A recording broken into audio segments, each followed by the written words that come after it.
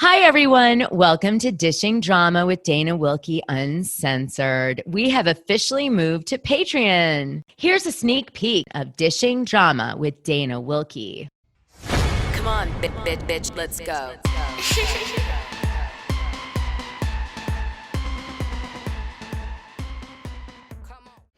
Hi, you guys. Well, I decided I wanted to do a show on Jada Pinkett Smith's new book, Worthy. I decided to listen to the entire book and give you guys sort of the highlights of the chapters that really stood out to me. I really enjoy doing these types of shows. And then, of course, I'll tell you what's been floating around Gossip Land on some other fronts regarding this. In the Patreon, we've covered Jada Pinkett Smith and the whole family in a deep dive. And they're a very complicated group of people. And I just felt like, how could I not talk about this book, right? I have to as part of our compilation. And it's funny because the book is, I guess, a shout out to empowering women and acknowledging your vulnerabilities when people think you're awesome. It would be the way that I would sort of say is the theme of the book. It would appear that Jada Pinkett Smith, although comes off as if she's very proud of who she is as a woman and beautiful and successful and has this epic, famous family, actually deep down inside is never happy and doesn't totally know why. And this is the journey that the book is taking her on. She says that she changed some names to protect people's privacy, and she did her best to recall events, although some things may have been recalled incorrectly. She makes a lot of caveats like that. She also speaks about some pretty dark days for her in regards to her mental health, which she then does the trigger warning, which I'm about to do for you. If you ever feel like you don't want to go on, you need to get help because you are important and valuable. And because today sucks doesn't mean tomorrow's going to suck. And because you can't see a way forward now doesn't mean you won't find that way. And remember, life is hard for everyone, no matter what the hell they're posting on their damn Instagram or Twitter or Facebook, and they're glamorous this and they're beautiful that. It's hard on everybody. They're just not telling you the truth. They're telling you something for you to be inspired by, to possibly hide their own pain. So you are not alone, and we are all here to support you. And speaking of wanting to be transparent with your problems, that brings us to Jada Pinkett Smith's new book, because she's willing to share with you a lot. The number for help, if you ever need it, is 988, and you can SMS to that number. My mom always said life was like a box of chocolates. You never know what you're going to get. Now, let's get into it. Jada Pinkett Smith talks a lot about how she was diagnosed right on her 40th birthday with a complex trauma, PTSD, with disassociation.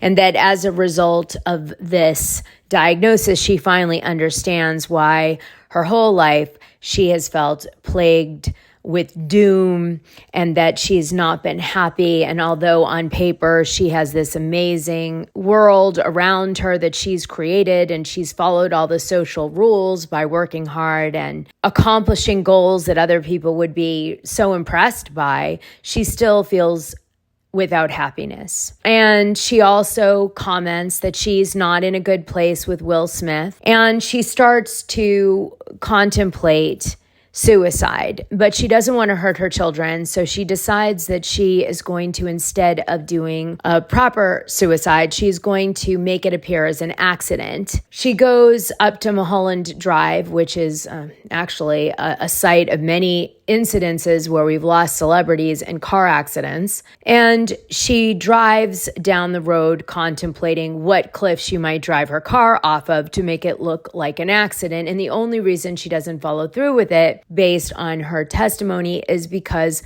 the cliffs are not steep enough and perhaps she'll survive. And then she would be a greater burden on her family than if she had just committed suicide, because her idea is that she can leave her family thinking it was an accident, they'll mourn her death and then, they'll still be happy and they'll move on. Whereas if it was like her doing it to herself and they found out, it would plague them. So she doesn't want to be a burden in a different way, which is like now she'd be a physical burden because she's in a hospital, like say forever, and they've got to take care of her and all this stuff. So she talks herself out of it. Then she jumps to a moment where she sort of thinks of it as like a life-saving moment for her mental state. And that is that she hears her son, Jaden, talking in the other room to his friends, and they're mentioning how one of their fathers went to Peru and took ayahuasca, which is an ancient medicine that comes in the form of a drink using, this is a big word, Psychotria viridis shrub, along with stalks of Banisteriopsis and capi vine. And other plants and ingredients can be added to it as well. Is this legal? DMT is an ayahuasca, and that's a Schedule I narcotic. Right. And that is illegal. The plants on their own are not illegal. But when brewed together to make ayahuasca, it is illegal. There have been cases with the Supreme Court that have been won where churches have been allowed the right, and we believe we have that right to do it. And we've been operating out in the open publicly. We know there could potentially be legal consequences for it, but you don't stop practicing your faith because it's illegal. Ayahuasca is made from plants, but it's not for the faint of heart. It contains an extremely potent hallucinogen called DMT, and along with being illegal, it also comes with some risk. Rarely, it can lead to a life-threatening condition called serotonin syndrome, which causes a wide range of symptoms, including nausea, vomiting, high fevers, facial flushing, tremors, and agitation. People who have taken it say they experience eye-opening, even life-altering visions, some happy, some difficult, but often deeply introspective. Because of this ancient substance has a newfound wave of mainstream acceptance. Do you guys know what ayahuasca is? Oh, yes! Oh, come on, this is Jimmy Kimmel's audience. Y'all know ayahuasca. Will Smith saw his career destroyed in a hellish ayahuasca trip. NFL star Aaron Rodgers says it taught him, quote, how to unconditionally love myself. This kind of language does overlap with themes you typically hear at a place of worship. And now, almost a third of the U.S. population say they're not affiliated with any religion. This drink was used by ancient Amazonian tribes and still is considered a sacred beverage in Peru and Brazil and LA because they've been doing this type of tea drinking in LA for years. By the way, you guys, just as a sidebar, I have done what Jada Pinkett Smith is talking about. And I am going to tell you the story of the time that I did ayahuasca tea with my girlfriend and what happened to me, because it's a really funny story. Not as deep and meaningful as Jada Smith's story, but it's, in my form, a funny moment in my life. And yes, there was a shaman involved. All right, so she ends up getting excited about this concept of taking this natural psychological treatment. She finds out that there is a woman in Los Angeles that's like a shaman that is doing it for people. And she's really excited to experience the psychological benefits that people have been saying they've experienced, mainly Jaden's friend's dad. He probably was a big famous guy. Who we kidding? Okay. So she was like, yeah, if he's doing it, I want to do it. So we begin this adventure with Jada Pinkett Smith back in 1985 when she's 13 years old.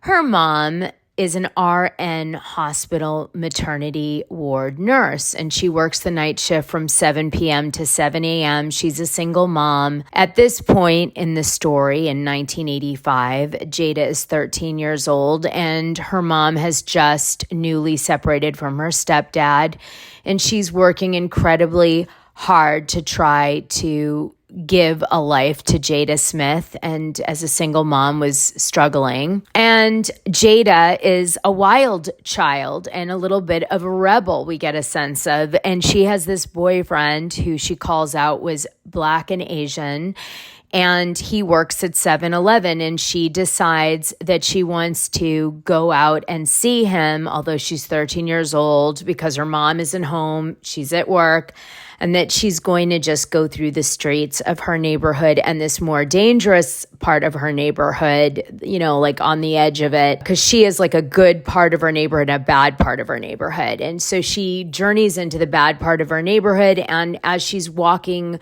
closer and closer to the 7-Eleven, there's a gentleman who pulls up in a car, and he's white. And he first asks her, have you seen my lost dog? And then it moves on, and he says, do you know how to get to this location? And she realizes that he is masturbating and he's a predator. And she gets really scared because she's only 13, and she just kind of answers him quick and walks away, but tries to act like nothing happens. And she kind of butches out a little bit to try to make him not find her attractive, like be more masculine. And she said that that was very triggering for her, and she learned that she had to kind of tone down her female attributes because predators might be attracted to it. And so by being more manly, she would have less like problems in the hood or whatever, or just with men in general. She gets to the 7-Eleven. She meets up with her boyfriend, who she loves at this time, as, little girl love. And she stays with him all night talking while he's finishing his night shift. And then in the morning, she sneaks back into her house in time for her mom to not know she was gone and all that, and gets away with it. Okay. So we get this glimpse into Jada, which seems to be very different to her next story she tells, which is that she has a grandmother that she's very, very close to. And I guess in her years before 13, she spends a lot of time with this grandmother at her house, and especially in her garden. And what we come to find out is that Jada Smith's grandmother was involved in the civil rights movement, was involved in politics and outspoken and well-traveled, and constantly was using the way that she raised Jada Smith as a method to teach Jada Smith on the type of woman that she wanted to be, not by like telling her, do this or do that, but by demonstrating through the things that she would participate with Jada in to sort of show her the way. So for example, she would have Jada clean the house, and if she didn't do a good job at cleaning, she would make her do it over and over again, because she was trying to show her that if you can't take pride in the small tasks, you certainly aren't going to take pride in the big tasks, and you should be giving everything equal pride. And so that was the lesson there. She also spent a lot of time teaching Jada about growing in a garden and making compost, and how there's a cycle of seasons in life and how it all interacts. And she wants to touch these baby bunnies in the garden, and the grandmother's like, no, if you touch them, the mother won't take care of them and they'll die. You have to respect nature and the way that it functions. And so she learns that. And then she also learns that there's multi-cultures and religions in her community. And she's explained that some of them will not talk to her grandmother or her, but her grandmother's like, don't take offense. That's their culture. They have their ways, and don't take offense to them, because everybody has their own way. So she learns tolerance to other people's ethnicities and cultures and religions. But this also makes her curious about religion. Jada spends a lot of her childhood growing things in the garden, which she does later in her life. And she really enjoys the growing of food and herbs and vegetables. And she really chalks this time up in Baltimore as like the creation of who she becomes as like a young woman.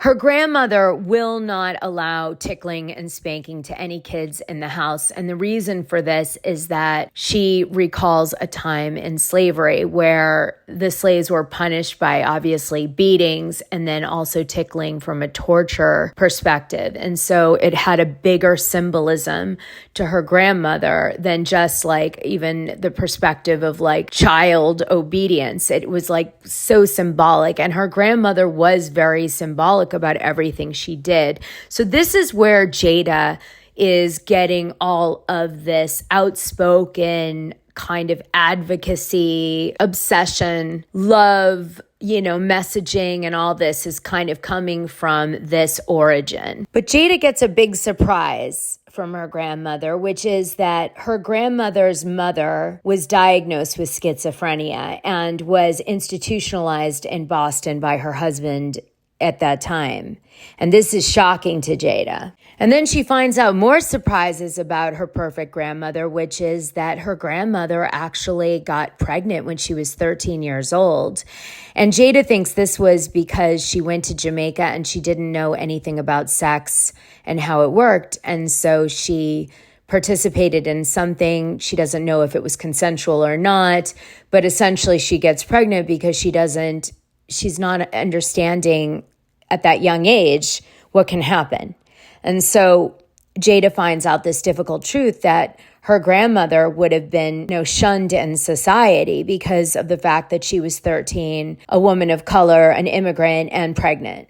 She ends up giving her baby up for adoption. Then she's put in a foster program. She's in the foster system for a long time. And then Jada's grandmother is escalated into a white person's servant position, which is where she learns to clean so well, which she had shown Jada to do. So this really impresses upon Jada because she's like, my gosh, my grandmother had this terrible childhood and somehow rose above it, became a leader in the community, met Jada's grandfather, who was a prominent doctor, and build a successful, impactful existence, which seems to be a theme with Jada in telling this story, which is that she has to have this picture perfect life. And what's incredible is Jada seems to actually put value on this image of what a good life is. And so at this point in the book, I see the contradictions within Jada already. She's this good girl doing exactly what her grandmother wants because she admires her grandmother, but at the same time, she's rebellious and breaking rules and not respecting her mother who's working so hard for her. She's in one way this religious seeking person with respect for all people, but gets carried away by the most pretentious of things, which is the image of a picture perfect life. So one of the things that strikes me is that she talks about how her grandmother plays Beethoven when she's there, and she has to listen to it to go to bed. And I don't know, it just felt still very pretentious to me. It was sort of like, I think we already got how extraordinary her grandmother was. I don't know that we needed to hear the part where she plays Beethoven every night before bed. And this is where I start to feel like Jada loses me a little bit, because I'm sort of like, you had me at hello with the grandmother. You complete me. And I just had... Shut up. Just shut up. You had me at hello. This almost feels like I struggle to imagine the grandmother every night playing Beethoven before bed. Do you know what I'm saying? Okay. Keeping up appearances, a theme we will hear time and time again with Jada Smith and the Smiths in general. Oops, I have to leave it there. So many surprises in this episode that you haven't gotten from this little soundbite. Just join us already in the Patreon. It's only $6 a month. The link is in the description of this audio. We have so much fun in there. I promise you won't regret it, and you'll definitely feel it's worth your $6 a month. I promise.